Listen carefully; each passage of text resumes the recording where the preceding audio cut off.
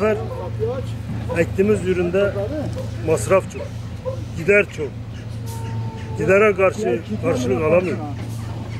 Malı ektiğin zaman müşteri bulamıyorsun. Ekmediğin zaman bir şey kazanamıyorsun. Yani köylü olarak meşgulüz.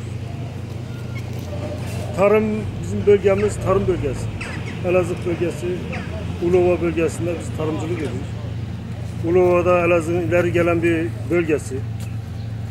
Ulova'da genellikle eskiden pancar ekerdiler. Pancarımız meşhurdu.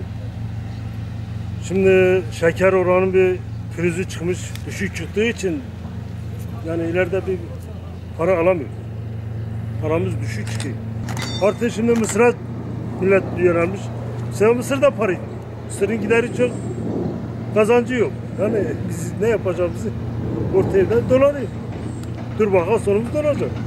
Şimdi onlar o projeyi yapmasalar, o proje bizim bu Ulova'ya gelmese, yani Ulova bitmiş yani, yok. Bitmiş.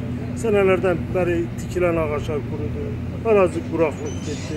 Bugün eskiden kanal geldiği zaman suyun taban oranı debisi 15 metre, 20 metre. Şimdi 20-80 metre. Debide su da yok. Pompalar indirik aşağı, pompalarda su yok. Çünkü yüzeyde su yok ki, tabanda da suyumuz ola. Onun için yani bir an evvel bu projenin gerçekleşmesi lazım. Gelecek ki bizim Ulova canlanır. Vallahi o gelmezse Ulova bitmiş.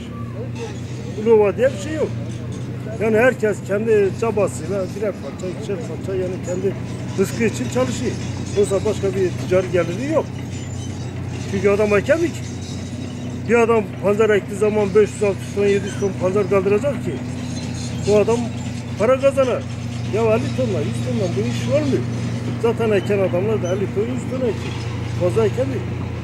Onun için bu projenin bir an evvel gelmesi lazım. Yani yetkililer bu projenin üzerinde durması lazım.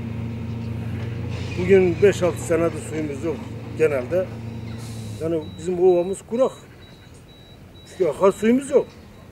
Akarsuyu olmayınca hiç yok. Yani köylerde bir zaman bizim Akçakiraz köyünde 110 tane traktör vardı.